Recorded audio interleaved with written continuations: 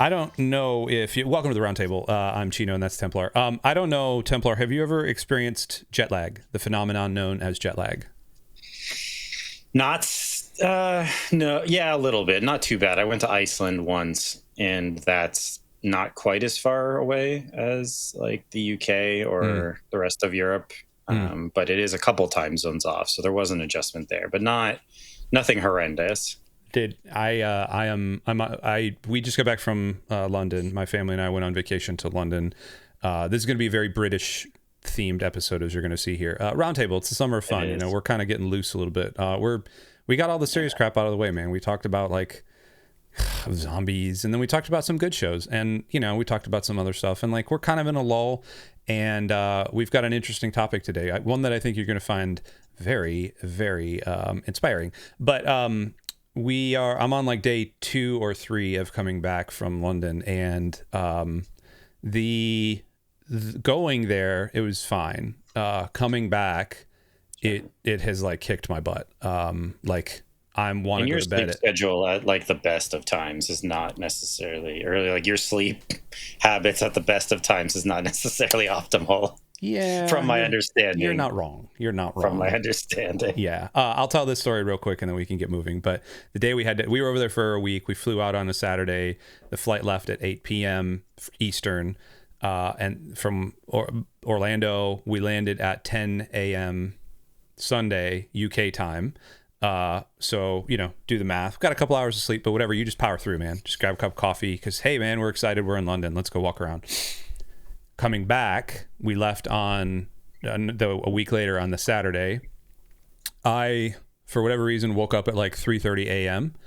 on Saturday, 3:30 UK time, which is 10:30 Eastern, 10:30 p.m. Friday night Eastern. So do the math there. Then we got to the airport. We left at 2 p.m. UK time. We landed at 6 p.m. Eastern. So it was like a 9.5-hour flight. Which sucks. Like I hate flying that. It's the worst. But so then we get back and then we have to go do customs and immigration and all that. And then we had to drive 2 hours because the airport was 2 hours away from where we live. And so we didn't get home until 10 p.m. Eastern. So that's 24 hours. And then I was awake, like had to do showers and all that other stuff. So I ended up being awake like 27 hours, just total. And then woke up the next day at like 4 a.m. Like, what are we doing here? And so my body right now is just like, yeah, that's rough, man. Where are you, man? What are you doing? Why? Just confused screaming. Just yeah, like it is. My heart is just a glass case of emotion right now. But or just everything's. It's just the like. This is fine. Everything is on fire. Like it's the meme. It's the meme. It's just that. It is. I am living the meme right now. My body is freaking. Like my body feels like it's simultaneously dinner time and also like, hey man, you should. It's midnight. What are you doing right now? But we're going to power through with a fantastic episode today. So to preview this one, I'm actually going to read... I've read from our DMs before. Templar is very good at the snarky, like kind of half smile DMs. He's very good at those. I like to think like I can see Templar's face as he's typing these. And so, you know, just kind of like the corner smile. And so as we were in London, we were talking about the Roundtable a little bit, and Templar said, so given your recent travels, I have some thoughts about the topic for this coming week. And I went, okay, cool. And so I scrolled down on my phone and I got this: Ridley Scott versus Tony Scott film showdown. Okay. Top 5 pronunciations of bottle of water. Top 5 Danny Boyle movies. Okay. Top 5 empires in history. And this is where it started to go off the rails for me. And I loved it. We just watched Braveheart and The Patriot on stream. Top 5 Gilliam Murphy movies. We watched that scene from Hot Fuzz with the farmer and see if we can understand him, which is good. Top 5 English food seasonings, if we can come up with 5, because really it's just curry. That's it. Our favorite big clocks in movie and TV. And then we discussed the historical accuracy of Shanghai Nights. I laughed. And so I said, what about, was Brad Pitt really a pikey in Snatch? The proper way to prepare tea, biscuits versus cookies, A tier list of queens, because I think that'd be fun. A tier list of all favorite queens. I'll take Queen Victoria as S tier. Probably Queen Elizabeth because she got her head chopped off. Like, I'd probably take her as butt tier. Are we only doing actual queen? Or are we only doing like real queens? Or are we doing like the Queen of Hearts from like Alice in Wonderland? Are we doing like, dude? Are we doing like including fictional queens? Could we do then, Queen Latifah? Oh, sure. Hey, UNITY. And then my last two, what is the dirtiest city in the world and why is it London? Because spoiler, London's pretty dirty. And then my last one, and I think this is the one we're going to end up doing. We watch Braveheart and The Patriot on the 4th of July and then just talk trash the whole time, which I think would be very fun. So today I think we had some good stuff in there. Yeah, I we've got a lot of fodder. I think today though, we're gonna talk about something maybe actually a little serious. We're gonna talk about our top 5 British directors and kind of give some representations of their films. They're surprisingly, Great Britain is known for culture and arts and stuff, but they have a lot of like movie directors in particular that came out, and I didn't recognize it until I actually started researching this in earnest and found it. And it's not just Alfred Hitchcock. Like Alfred Hitchcock, yes, he's great, but it's not just Alfred Hitchcock. Like there are a number of really, really good British directors, and so we're gonna do it 5-1 like we typically do at the Roundtable here, starting with number 5, but we're really just gonna kind of talk about them. Like we kind of have a loose list of directors. I've got some, I know Templar's got some, so without further ado, Templar, I'm gonna kick it to you as I kick to this other screen. That's the Detroit Lions jersey. Sorry, we were talking about that before. Look how good that looks. It looks really nice. Hutch looks really nice in that, He like does. Even though he's got that weird stash thing happening there. What is up with that stash? Like, is it? I don't know, man. Also, I didn't realize that they were doing some Ford Mustang thing. That's good job, Detroit. Makes sense. Yeah. Detroit, what? Okay, so what's your first British director here you want to talk about? And give me like one of their movies. Sure. I mean, this is a little bit in no particular order because it's kind of tough for me to do this. But the first one I have on my list here is Danny Boyle. Yeah, dude. And I picked Sunshine because I love Sunshine, and I think that's a really underrated sci-fi movie. And I've been on a bit of a sci-fi kick recently. I recently read The Martian, and we rewatched the movie, my wife and I, and we rewatched Arrival. So I've been on a bit of a sci-fi kick. So more on the Martian later. Oh, hey. So Sunshine, 2007 sci-fi starring Cillian Murphy. It's got a lot of actually people who weren't that big at the time, but would kind of go on to be big. I mean, Cillian Murphy had done Batman Begins at this point, but Cillian Murphy, Chris Evans, like early Chris Evans, like just after the Fantastic Four. Whoa, Hiroki Sanada's in this? I totally forgot about that. He is. He's the captain of the ship. Yeah. Michelle Yeoh. Rose Byrne. And all right. Rose Byrne. Yep. It's Wong is in it, I believe. Benedict Wong. Yep. Yeah, Mark Strong. Yeah, so the cast is pretty stacked. A lot of people who would go on, who were like kind of big-ish at the time, but would go on to be even like kind of bigger. Great movie, pretty contemplative, at least early. The ending throws some people. I won't spoil it if you haven't seen it, but the ending is a pretty significant tone shift. But the great contemplative sci-fi movie about them trying to go and restart the sun because it's sort of slowly dying and Earth is freezing. So really great movie. Interesting. I also had Danny Boyle. I'm probably going to do the thing that everybody thought was going to happen. Well, maybe not. 28 Days Later? No, not 28 Days Later. I really like Slumdog Millionaire. And okay. No, I don't know why. I think it was... I might have been just caught up in all the other things, but like the movie, the I'm not Indian, of course. I'm a Polish white dude from middle America, like from Michigan, and live in Florida. Like I have no idea about anything Indian related, and so this all could have been just completely exploitive. And if it is, like, I apologize for being racist. But like the movie itself was really, really good. Dev Patel, it was Dev Patel's like first film, of course. He was like 12 or whatever he was in it. But but I really, really liked it. And it won, I think it won a bunch of awards, didn't it?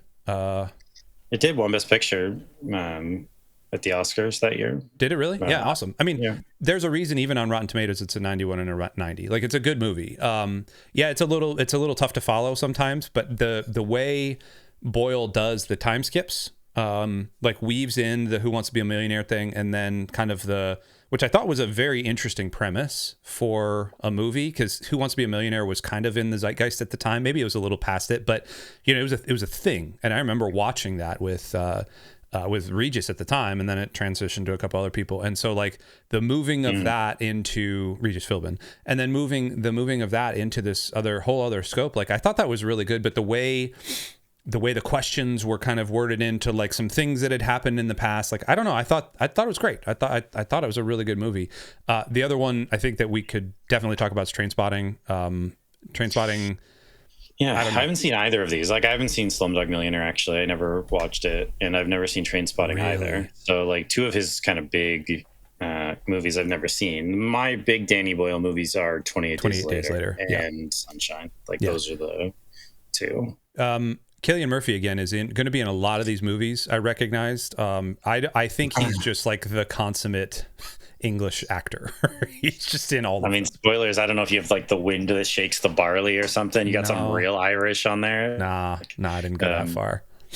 But he's in a lot of them. Have you followed any of the 28 Days Later stuff that's happening? What is it now? 28 years later? Is that what they're at?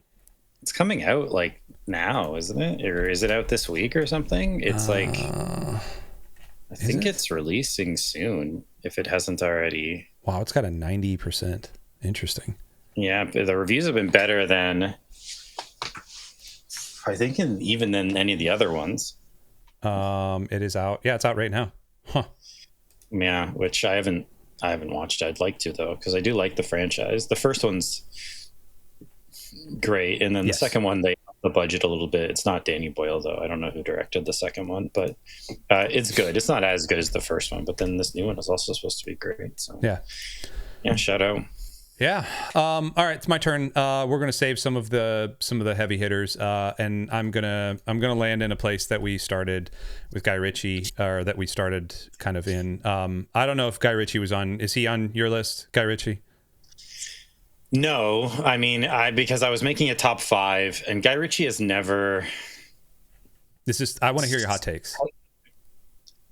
Yeah, Guy Ritchie's like, there's movies of his that I enjoy, but like in terms of when I was creating a top 5, and I wanted to do one per director, so I had 5 different directors. Guy Ritchie wasn't in the top 5 that I made. Okay. Or in the 5 that I made. Like, he has movies that I enjoy. Like, I've seen Snatch, and I think I like it. I don't know. Like, I'm pretty sure I started Lock, Stock, and Two Smoking Barrels at one point, and I don't think I ever finished it. Okay. Rock and Roll I started, and I don't think I ever finished it. Okay. I like the 2 Sherlock Holmes movies. I forgot he did those. They're fun. Yeah, they're great. I mean, they're not like masterpieces or anything, but they're fun movies. Yeah. Man from U.N.C.L.E. is fun. Uh-huh. And then I don't think I've seen anything else since then. I didn't see the King Arthur movie. I didn't see Aladdin. Oh, I saw some of The Gentleman. I don't think I ever finished it, though. And like Wrath of Man, The Coven, I didn't see anything else. So, yeah, it's fine. I know like he gets a lot of love. Guy Ritchie's always someone when he comes up that I'm like, new Guy Ritchie movie. I'm like, do people still care about Guy Ritchie? Like, that's kind of my response is like, because I just feel like he's had a lot of whiffs, and I just like, but he kind of just still keeps getting opportunities to make movies. And so every time I'm like, yeah, people are still watching Guy Ritchie movies. Okay. All right, the reason that he keeps getting them is because of Snatch and Lock, Stock. That's why. Sure. I mean, honestly, like so Snatch is one of those movies that I don't hold any like huge love for British television. Just because like it's fine. Like I have to be in a mood to watch like British comedy. I do like British drama, particularly Slow Horses type stuff, like crime thrillers and things. Those are good. Yeah. Snatch for me is one of those. It was the sanitized, whitewashed American version of British comedy. And This was the first time I remember, because I like at this point Brad Pitt had just gotten done with Fight Club, and Fight Club is an all-timer for me. And I know that's like the most adolescent boy thing I could say. Like, yeah, man, I love Fight Club. But like I loved the way it worked. I thought it was great. The soundtrack was amazing, all those things. And then to see Brad Pitt kind of come out and do a Pikey, which you couldn't understand him, which was great. Even with the subtitles on, occasionally, like, they were goofing. Whoever did the subtitles, it would just do like question mark, and it was like, because they couldn't understand him either. It was great. I love that. Sure. It had a huge, like, the cast list of this thing. Like, you look at the cast list and you just go like, okay, Benicio del Toro, sure, Dennis Farina, Brad Pitt, Vinnie Jones, even Rade, like, he's amazing. Jason Statham, Roger Vega, yeah. I always call him Rade. Mike Reed, Robbie G, like it just keeps going and going. And Stephen Graham was in this, Adam Fogarty, like, on and on and on and on and on. Yeah, it's stacked. And like, and then you get to the actual like movie portion of it and you go like, well, this is kind of dark, but also it's very funny. I don't know, man. Like I it's one of those movies that like I can keep coming back to and still laugh at. If I see it, nobody watches TV. Like, you're not just cruising through TV channels anymore. You turn on something. But if it's on, like, I will watch Snatch in a heartbeat. It's always one of the first things I put on any new Plex server as well, just to like see what it feels like. So yeah, that's me, Guy Ritchie. What do you got next? What do I have next? Next one on my list, I have Sam Mendes. Yeah, okay. And I did 1917. Okay.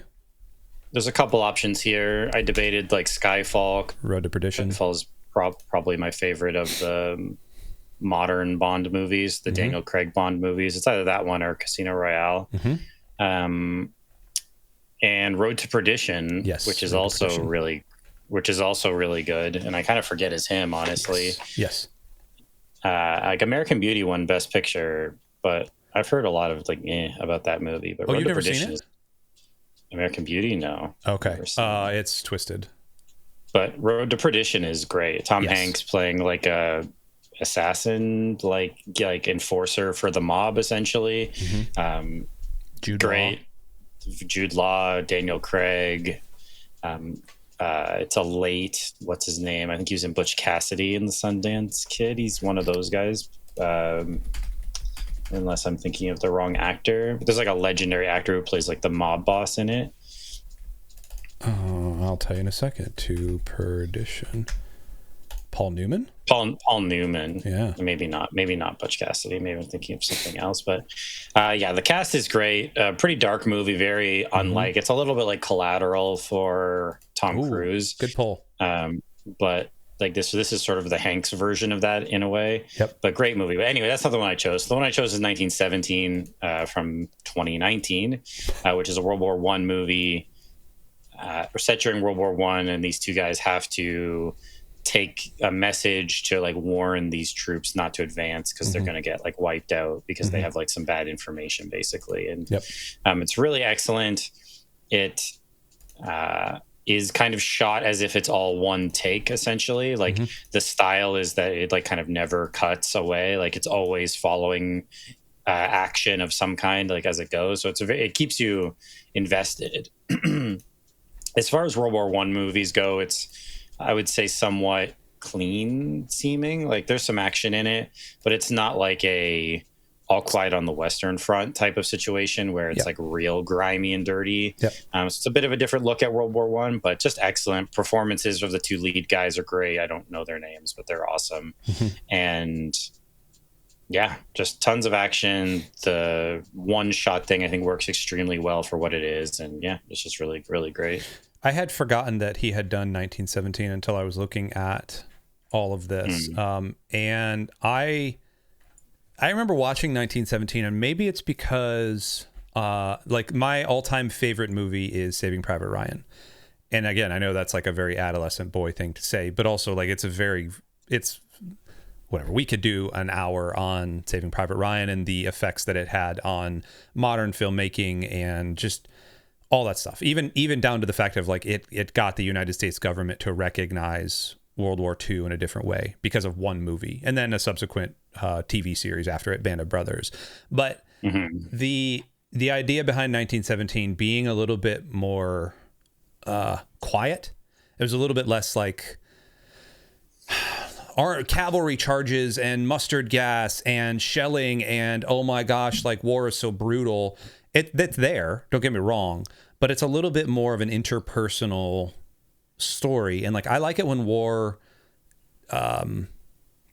it subverts your expectations when war movies do things like that. I'm a big fan of that. I'm also a big fan of the fact that Sam Mendes does have a lot of range. If you think about like some of the things he has done, Road to Perdition, we've talked about it on this show a bunch before. In our comic book series, is that what we did? It was a comic book adaptation. Yeah, that's right. Yeah, one of our kind of dark horse. Yeah, and it was awesome. But like American Beauty, he won a billion awards for. Road to Perdition, Away We Go, like I don't remember, but even Kite Runner, again, I know is like have you seen Kite Runner? No, I haven't. I've heard of the book, but I also don't know if he directed that, or if he like produced it. But I thought he was the director. Oh no, maybe it was Mark Forster. Okay, well never mind then. I was looking at the complete wrong thing. Maybe he did just produce it. But you're right. Skyfall also great. Like he's got range. Skyfall's good. He's got Jarhead, which I know some people like. I'm not a big fan of it, but I know some people are into Jarhead. Yep, that's one movie that I would have probably walked out of. I remember I went to see it with my father and my grandfather, and that was one of those cases like Bridge to Terabithia, where the marketing like just absolutely lied about what the movie was. Yep, like because the trailers for Jarhead, if you go back and see them, are like, this is an action like war movie about the Gulf War. And then that is not what that movie's about. Nope. That movie is like a psychological film about like what waiting does in the military and like what the pressure does to you. It's not, there is almost no action at all in it. It's just an entirely psychological exploration, which is fine, but is not what we were going to see in the movie theater when we went to go see it. And so we kind of got the old switcheroo pulled on us here. So, but some people like that. Revolutionary Road, I know some people are into that one. Yep. Away We Go, I don't know. Skyfall, yeah. Spectre was not great. No. But then 1917 is good, and Empire of Light I didn't see. I don't know what that is, but pretty good. Like a lot of hits in there. Yeah, absolutely. Okay, so I'm gonna take Sam Mendes out because he was actually on my list as well. I'm gonna go kind of left field a little bit. I get the feeling we're gonna be talking about a couple of the same ones here. A movie that a director that I didn't know was his name, Terry Gilliam, and Terry Gilliam did. Oh sure. Are we not going to? Okay, I'm just going to type in Monty Python and the Holy Grail. One of the most quotable movies of all time. It really is. Monty Python just it lives on. If you have not heard, if you cannot go a week without hearing a Monty Python and the Holy Grail quote. And on top of that, like, it is one of the most British things ever. Like, it is just, the humor is just straight British. Obviously, Monty Python was just like the quintessential, like, just UK Saturday Night Live. Do you know where Terry Gilliam was born? No, where? Minnesota. You shut your mouth. No way. Birth. Oh my gosh, dude. How did he end up directing all of these, like Life of Brian, Accidental Studio? Like, this is all the most British stuff ever. Yeah, I think we can count it. I mean, he is a British citizen. I just looked it up and I saw that, like, no freaking way. I just thought that's funny. He's born in Minnesota, but he's been a British citizen here since 1968. Oh, okay. So I mean, I think we can count that him as a British filmmaker. But he's got a British accent. Funny. I mean, everything. Oh yeah, sure. He's lived there forever. Sorry to cut you off. I just thought that was. That's fine. 12 Monkeys is also very good. I'm picking out Monty Python and the Holy Grail because it is, like I said, it is like when you think British comedy, this is what you think of automatically. Also Brazil, which people talk about Brazil all the time, which I've never seen. I haven't either. But I know that one gets a lot of like, it's like a weird dystopian movie. It gets a lot of kind of praise. Huh. It's got Jonathan Pryce, so it's got to be okay. His movies. Yeah. I mean, I've seen Monty Python Holy Grail. I'm just looking like, what else have I seen? You've never seen Life of Brian? No, he didn't. It's not listed on here for me. Did he direct that, or did he? He might have produced it. Maybe he produced it. Yeah, he produced it. Yeah. I'm pretty sure I did see 12 Monkeys, but I don't remember it. I just remember that Brad Pitt and Bruce Willis are in that. I don't really remember it. Yep. Oh, The Brothers Grimm with Matt Damon and Heath Ledger. I remember that movie. That movie's a train wreck. Just an absolute train wreck. The Imaginarium of Dr. Parnassus. I never saw that, but that was Heath Ledger's last movie. Rip. Or that was the one he was filming when he died. Yes. And had to be finished like with some other people. Yes. So I don't know. Yeah, I've seen Monty Python the Holy Grail, and I think I've seen 12 Monkeys. So okay. Not a lot, not particularly familiar, but I mean, honestly, Monty Python is probably British enough to keep it on this list. So fair enough. It's the most British thing ever. Sure. So I mean, it's still to this day, for something made in 1975, still quoted just an absurd amount. Yeah, dude, it's say what you will about the movie itself, but 'Tis But a Flesh Wound and Brave Sir Robin Ran Away. The Nights That Say Knee. The Nights That Say Knee. I mean, you've got all the like. What's the airspeed? What is the airspeed velocity of a swallow, African or North American? Oh, I don't know. Oh, like it's those things that you're just like, okay, this is good. Bring me the holy hand grenade. Is what it is. There we go. Sure. That's me, Terry Gilliam. What you got next for your third one? Oh dear. Oh, my wife is giving me a. Welcome to Canada Day, guys. That's right. Shout out Canada Day. It is Canada Day. Yes. Are you allowed to be recording this on Canada Day? Like, is there a statute? Like, you're part of the Commonwealth, so it's okay. It's not like the Sabbath, so I'm pretty sure I can do some work on it. I don't think I have to. Okay. I don't think there's any requirements as of yet, anyway. Yeah, good. But that's a good choice, even though he's from Minnesota. Yeah. Shout out Fargo. So my next one is. I'll skip that one. I'll go to a different one because there's two here that I assume are going to have a fair bit to say about. Yes. We've already talked about a lot. Yes. So I'm going to go to Edgar Wright. Okay. And I chose Baby Driver. Okay. Because I just love that one. I think Baby Driver is great, and I'm not. I don't know. Maybe I can't say that. Maybe I just don't watch that many. But in terms of like musically driven movies that aren't musicals, which maybe there's not that many movies that fit into that. Like it's like the Guardians of the Galaxy, and then this, and then some other stuff, I guess. but this is like a sort of pseudo musical in the sense like no one breaks out into song, but the movie is so music driven. And this is great. Like Ansel Elgort is great in it.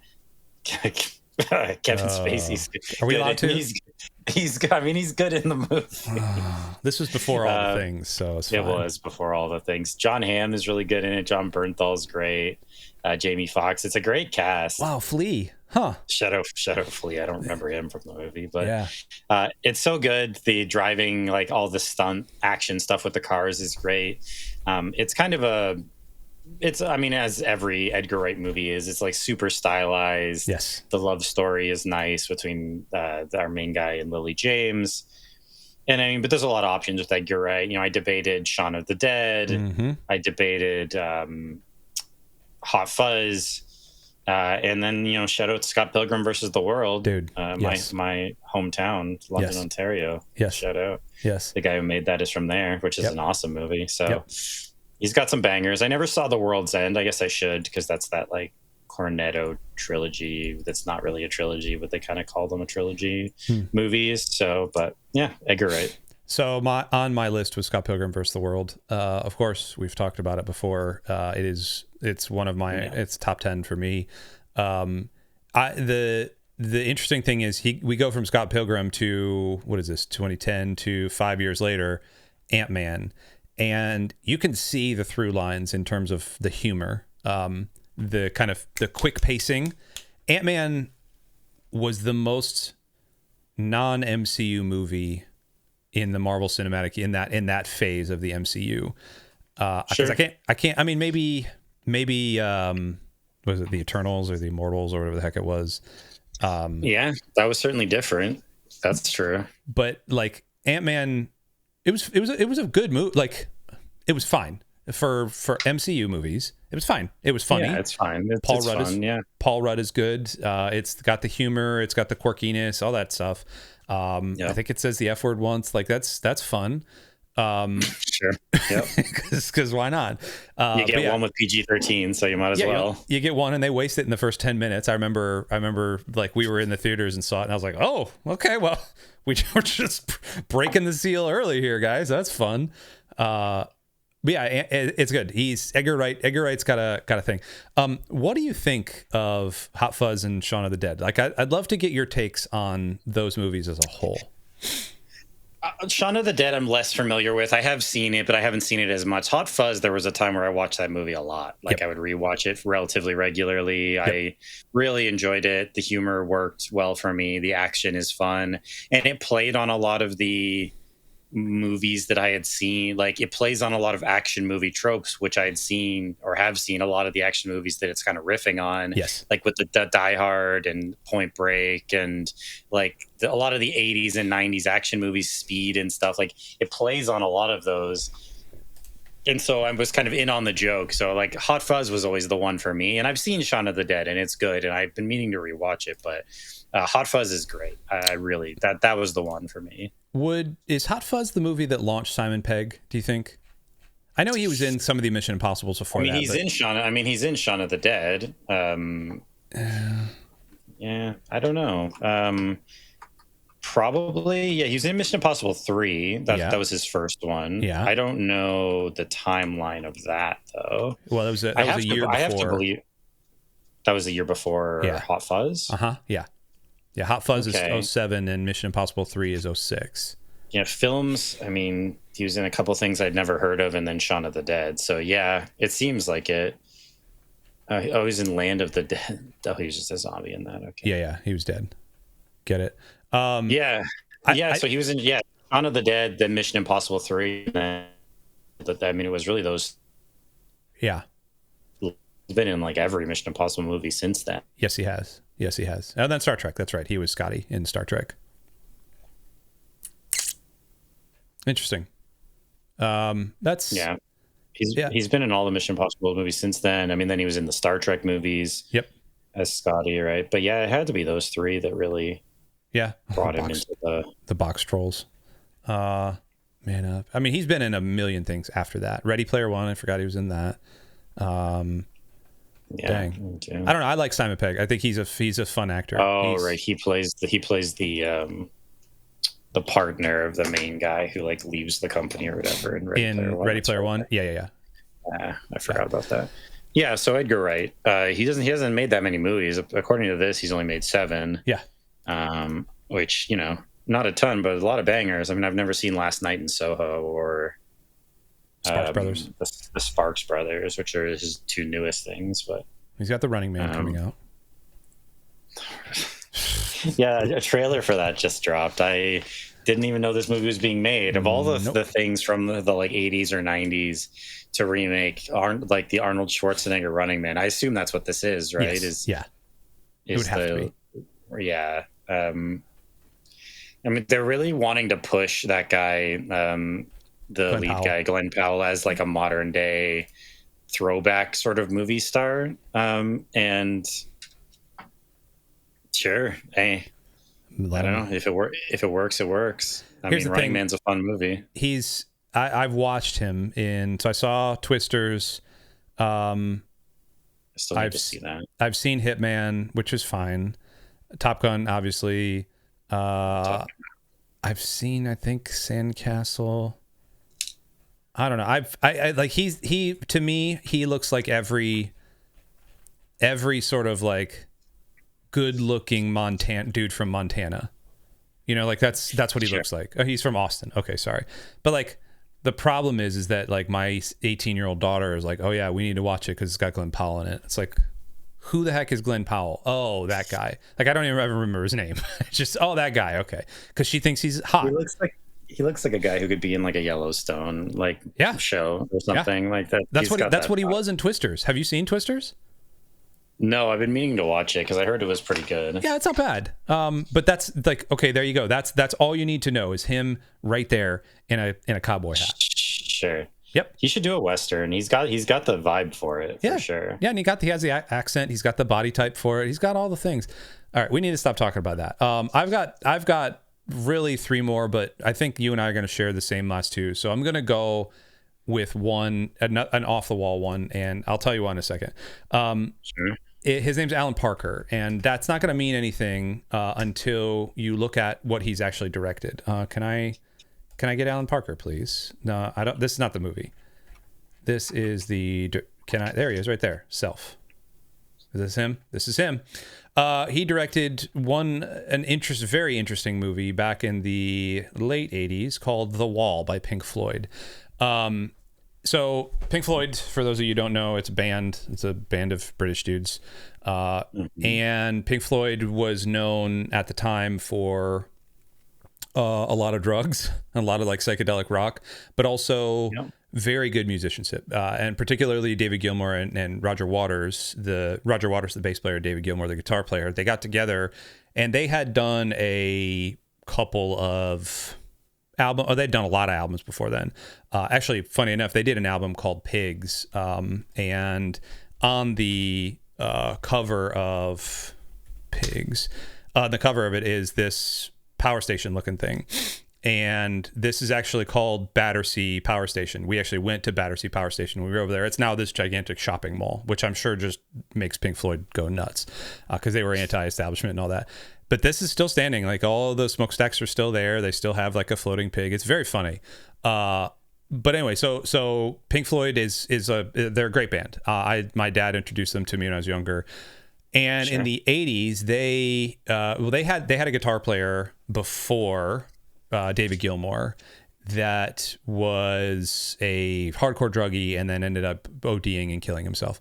And so they kind of wrote an entire album. It was a two-part album, 2-disc, I think at the time, 82, so it would have been 2 LPs album. And then they made a movie about it, or for it, like a musical for it. And it's incredibly psychedelic. It's incredibly like off the wall. And it has Bob Geldof in it. Now, Bob Geldof was the dude behind We Heal the World band Live Aid thing. I don't know. He's been around forever. And there's a bunch of like faces you'd know. Kevin McKeon's in it and Bob Hoskins is in it. And, like people you'd know if you've been around movies, especially back in the 80s. The cool thing about The Wall, though, is that it syncs up. All the music syncs up. And when Alan Parker was directing it, he was a huge Pink Floyd fan as well. And so he actually Pink Floyd came to Bob Parker and said, like, we love your stuff. We want to do this in this style.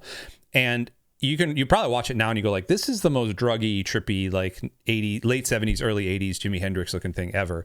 And it is, but the core conceit behind it is awesome. And so it's this kind of descent from lucidity into madness and then back up. And then you get, We Don't Need No Education and Kids and, singing and all of the really brilliant music for it. So I don't know. Have you ever seen The Wall before? No, I haven't. I was looking through it, and I have seen one of his movies. I've seen Midnight Express, which is the movie that he made about a guy who tries to smuggle hash, I think, and then he goes into a Turkish prison. Yep. I have seen that randomly. I don't know why I watched that, but I do remember watching that at one point. Really uplifting movie. Yeah, it's a tough one. It's a tough movie. I mean, it looks like that's a fairly big part of his filmography. I mean, Mississippi Burning, I'm aware of. I haven't seen it, but it seems like a lot of pretty serious topics covered on here. Yes. But I saw Midnight Express and it was well made. Yeah. I don't know if I'd necessarily encourage people to go. I don't know if it's like a must see, but it was well done. So yeah, sure. Shout out Alan Parker. He also did Evita with Madonna, which was, I had seen the musical.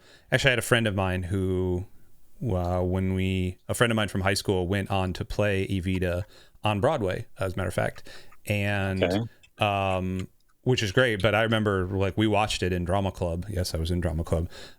We watched it in drama club, and she's like, I'm going to do that. And sure enough, she was Ava Perón, which is cool. But yeah, Alan Parker. So let's move on. I think you and I both have the same last two. So let's just pick the movies that we want to talk about from these last two guys. Sure. Well, I mean, the last two are going to be, I think, Christopher Nolan and Ridley Scott, Correct, right? Yeah. Let's start with Scott.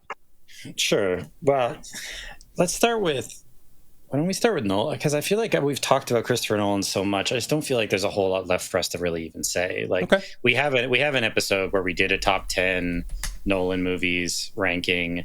Then we talked about his comic book movies ad nauseum during our comic book bracket last year, and nothing against them.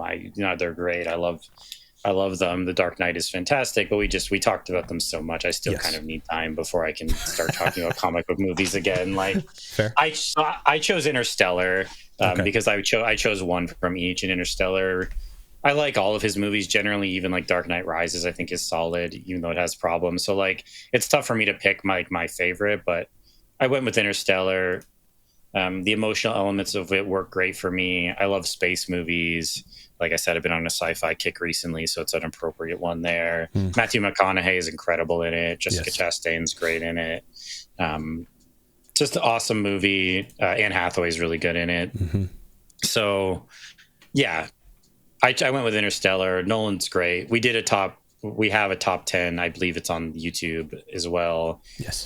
Nolan rankings video that we did. So if you want to hear more of our kind of thoughts of his movies generally, then you could check that out. But shout out Christopher Nolan. Yeah, in the Nolan, just to kind of hit on it, in the Nolan verse, I've actually picked out Inception.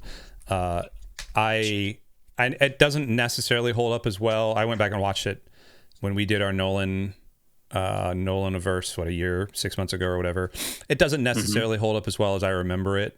I think it's just like some of the CG is a little wonky, but the idea of the story within a story within a story within a story, the 4 levels removed, and then the idea of like, where am I right now, kind of toying with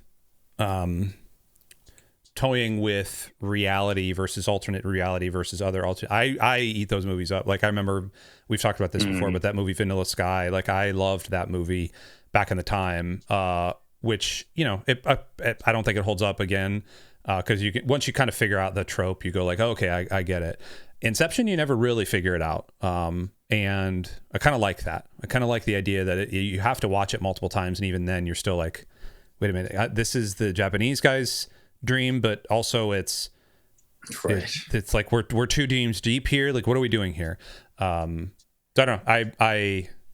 I kind of like that. Also, shout out Christopher Nolan, still doing it. What does it come out? The Odyssey next summer, I think. Oh, it's really that long?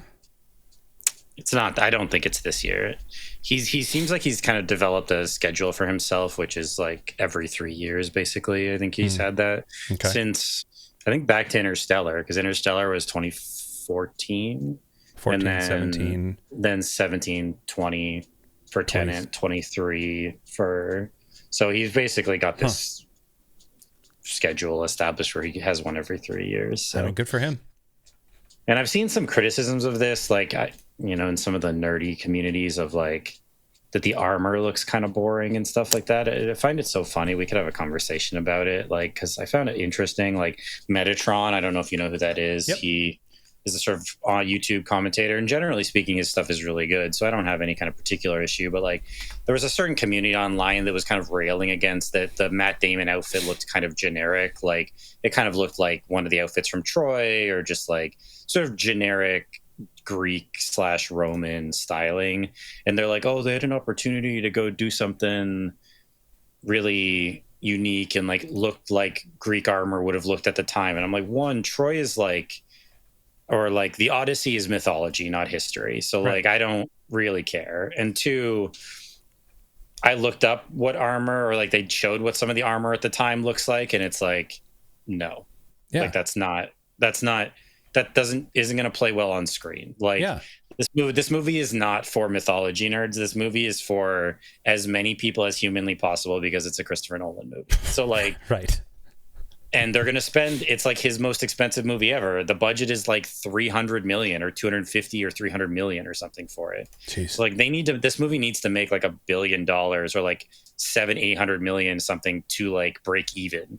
So, so this movie was not made for like the niche, whatever. Anyway, that's a real sidetrack, but I'm looking forward to it. I think like it'll be good. I think it'll be good. The cast is stacked. Anne Hathaway is back in it. I was actually, because I mentioned her in Interstellar, I was hoping she would come back and do something with Nolan, because I think Dark Knight Rises has its problems, but I think she is one of the kind of strongest elements of that movie. Agreed. And she's great in Interstellar, so it's cool to see her back. And the cast is stacked. I know people like to hate on Zendaya, she's fine, man. But she's fine. Anne Hathaway is good. I mean, I think also Charlize Theron is in it. Like, it's it's a ridiculous cast. So Lupita, John Barenthal's in it. I mean, John Leguizamo. I was watching on the Elliot page. I was watching Dune 2 on the flight back, actually. Which, side note, watching a movie like Dune on a little airport or a little airplane television is probably the worst way you can watch Dune. Not great. No, I didn't feel like playing Steam Deck or anything anymore, so I was just like, whatever, I'm just gonna put this on. Zendaya does fine. Like, she's fine in that movie. She's fine. I think people are just kind of sick of her, maybe a little bit like Pedro Pascal type of situation, where I think people are just sort of Zendaya'd out. I don't know, man. And I don't get it. I don't either. The criticism I've seen of this movie is like, I don't know if it's going to be great or not. We'll see. But like, the criticisms I've seen of it, I think, have been kind of bogus. Yeah. Anyway, I agree. So Christopher Nolan, last but not least, Last but not least, we have Mr. Ridley Scott. There's two movies here. Let's see which one you pick. Actually, there's a lot of movies by Ridley Scott. There's a lot of movies. Ridley Scott's interesting.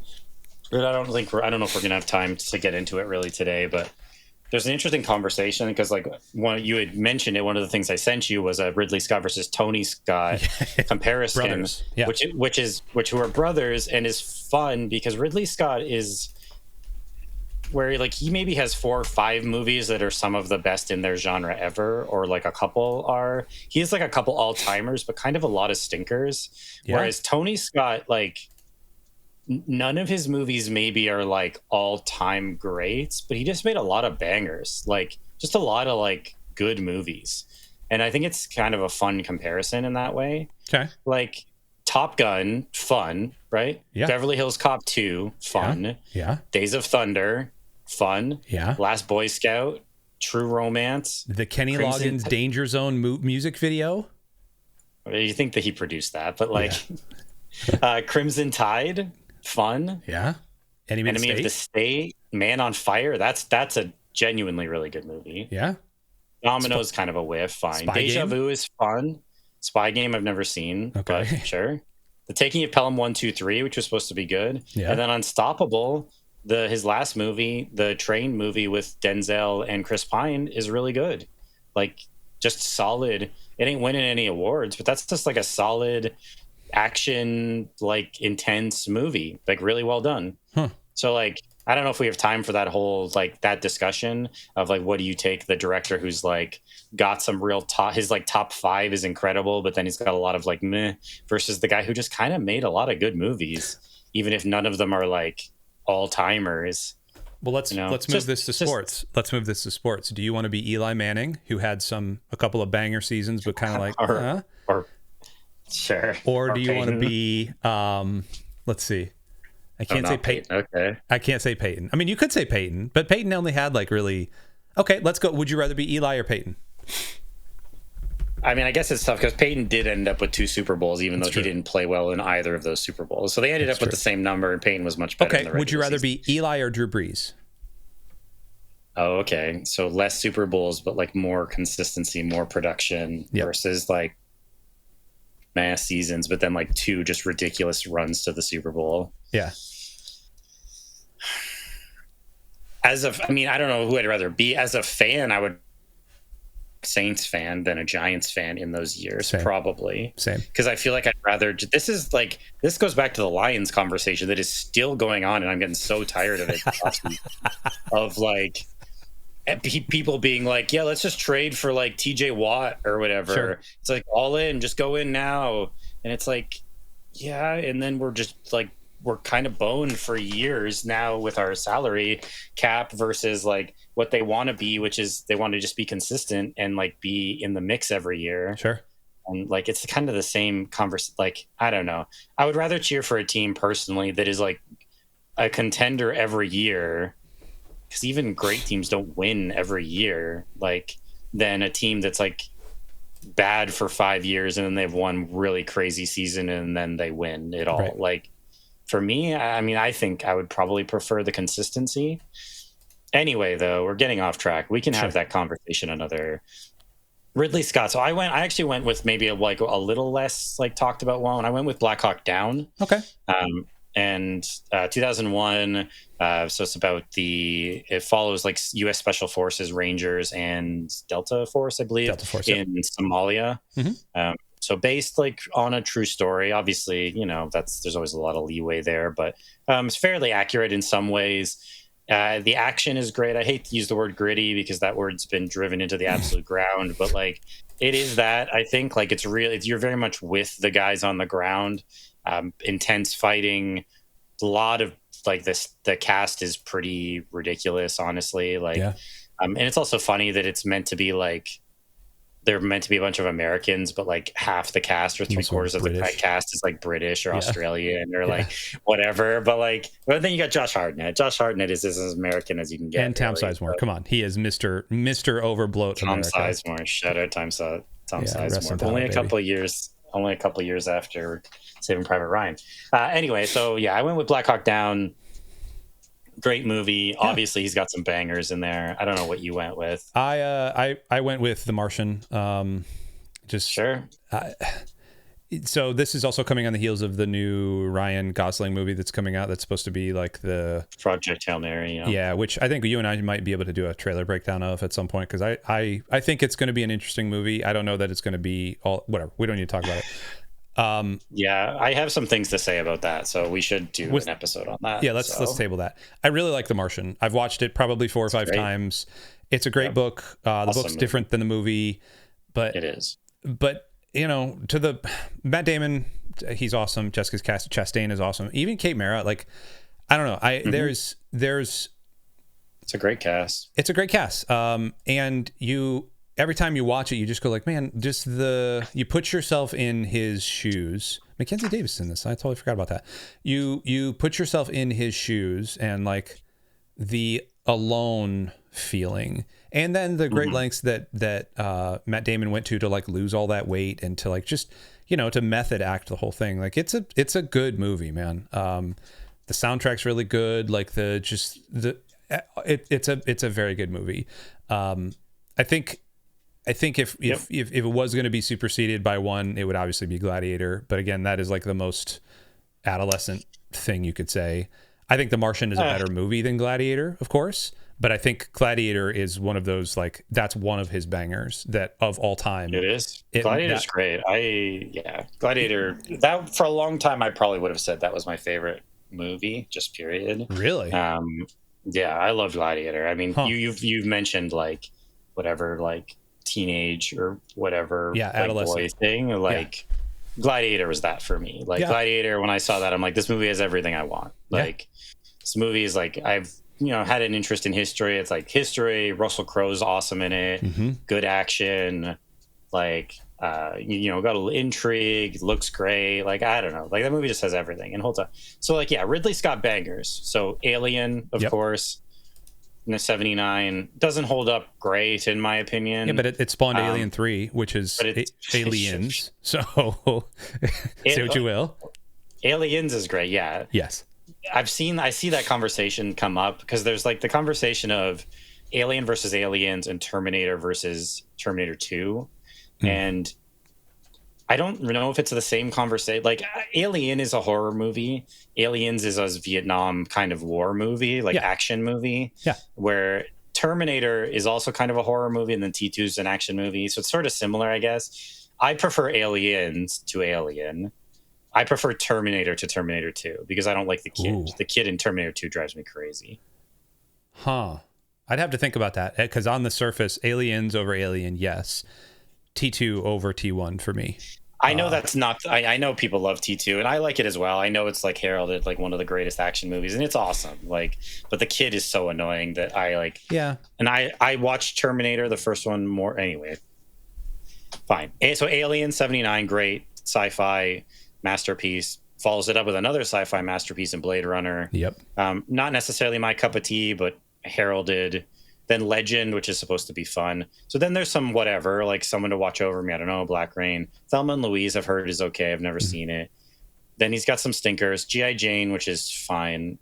And then, so he's got kind of a lot of certainly nothing really heralded from like 1982 up until Gladiator in 2000. I know people like Thelma and Louise, right? And G.I. Jane has its defenders. So then like a bunch of whatever, and then Gladiator, Hannibal, which I know some people like in 2001. Black Hawk Down, great. Kingdom of Heaven in 2005, which I defend and I think is a solid movie. Sure. And the director's cut of that movie is like very good. The original version, not as good. Okay. American Gangster in 2007, which I think is kind of an underrated movie with Russell Crowe and Denzel. And I don't know why that movie didn't get more attention, because that was kind of like sort of peak Russell Crowe and Denzel. So like it's a bit weird that movie was kind of overlooked in the way that it was. Yep. Really good crime movie. Yep. Robin Hood, which I kind of think is fun, but I know objectively isn't very good. I know. Prometheus, which I kind of, then he's back into Alien. Like he did Prometheus, The Counselor, which was bad. Exodus, Gods and Kings, which was bad. Exodus was fun. Hold on. Exodus was fun. I never actually saw it. I'm just going based on reputation. It was I stupid, didn't see it, but it was fun. Sure, fair enough. Yeah. Then The Martian, which, as you say, banger. Alien Covenant, which I kind of thought was okay. Yeah, it was all right. Then All the Money in the World. The Last Duel, I heard good things about, but I didn't see it. And then House of Gucci, which I didn't hear much about. And Napoleon, which was kind of a stinker. So like, he has like 5 movies that are like Gladiator 2. Thank you. Oh sure, I haven't watched Gladiator 2. I haven't either. So yeah. So he's got like 5 movies, like Alien, Blade Runner, Gladiator. I don't know. The Martian. The Martian, and then if you want to throw like Black Hawk Down or Kingdom of Heaven or American Gangster, like something out of the rest in there. He's got 5 or 6. That's a really great, like in terms of top 5. He's got like a great top 5. And then you gotta remember he's also producer on a lot of these things as well. He has produced a buttload of films. Oh sure, these are just directing credits though. So like he's directed a lot of stuff. But as a producer, he's got, I mean, 100. It says 153 things, but like he is. Sure. He has got a lot of. I can't even. Like I don't even know where to start on the ones he's produced. But the A-Team, shout out. Yeah. That movie's fun. I don't know what anyone thinks about that movie, but that's a fun movie. Liam Neeson and Rampage Jackson. Anyway, so yeah, Ridley Scott. He's interesting again. Yeah, top heavy filmography. Yeah. But like in terms of top 5s, you could put him up against almost anyone in terms of top 5s. I would still rather be Ridley. He's just got a lot of meh. I would rather be Ridley over Tom or whatever. Tom Scott, not Tom Scott. Tony Scott. Tony Scott. You'd rather, yeah. Tony Scott's just consistent, man. He's got a lot of bangers in there, but yeah, no, the top end isn't as good. There's more consistency though. Yeah, like I think he's definitely got fewer just out and out stinkers, whereas Ridley Scott has quite a few just out and out stinkers, along with like some really great movies. Yeah. So, but yeah. Well, there's also some big names on here we didn't include. Like there's like David Lean, like what is it, Lawrence of Arabia, right? I mean, so there's some big Bridge on the River Kwai. He did some. So there's some like fairly big names, and then there's some like Ken Loach, who has like, I was just looking for like big British directors, and he has like 26 credits here, and I've never heard of. I've heard of one of these movies, so there you go. Maybe that's why more. I'm sure that's more of an indictment of me than him. But I mean, you could go with like the Steve McQueens of the world. Like Steve McQueen, 12 Years a Slave. Yeah. Like never seen 12 Years a Slave, but yeah, I remember watching it, and like it was intense. Very, very, very intense. So Martin McDonagh, like there are a bunch of British actors, directors, but like I'm confident that our list goes up against any other country's list. Maybe we start profiling countries and their directors. Next week, Canadian directors. Who you got? Oh, there's got to be some bangers in there. Hold on. we're here. So give me a sec. I'm usually woefully like. Okay. Top Canadian. I can't even pronounce. Canadian directors. I mean, I know the guy who did Crash is Canadian. I don't know if we're gonna take. Oh, David Cronenberg. I forgot he's Canadian. Yeah. Oh, Denis Villeneuve. That's right. He's from Quebec, which is technically Canada. Yeah, it's kind of like France. I mean, I'm not wrong. Greatest Canadian film director. So that's a 502 Bad Gateway. So that tells you all you need to know about Canadian film directors. I mean, I just put it into ChatGPT, and the first two were David Cronenberg and Denis Villeneuve. Okay, so it's fine. Fair enough. Yeah, I don't recognize any of these. Or Sarah Polley, I've heard of. James Cameron? No way. He's Canadian. Oh wow. He was born in Ontario. ChatGPT, you whiffed on that one. Huh. Okay. Literally one of the biggest directors of all time. Yeah. Unfortunately, is just locked himself into Avatar world until the end of time, until his death. But like, he gets paid for it, man. When he's a Futurama head in a jar, he's still going to be making Avatar like 7 or 8 or whatever. That's fine, just as long as they keep paying his endowment money. So there's some bang. I mean, I don't recognize most of these, but like, yeah, David Cronenberg, sure. Although I haven't seen many of his movies. A History of Violence, I've seen. It's good. That was on our comic book list. That's The Fly. One. I've never seen it, but I know it's well regarded. Eastern Promises, that's great. Also good. Scanners, that's interesting. I mean, there's a couple of good ones in here. He's got some weird ones. Denis Villeneuve might be a guy who's never made a bad movie. Whoa! Like I haven't. Hold on. I haven't seen everything he's done, so I can't say for sure. But like all of his English movies are bangers. Like he doesn't have a bad movie there. Let's start from the beginning then. I've never seen Rewind Fast Forward, but it's a short film. It's short, so I'm not going to count that. August 32nd, I've never seen. I mean, it was a Cannes Film Festival selection, so I assume it was like decent. Oh, get out of here. Maelstrom, never seen. 120 Seconds. I've seen Next Floor. It was a short. I remember watching that. Okay, so Polytechnic.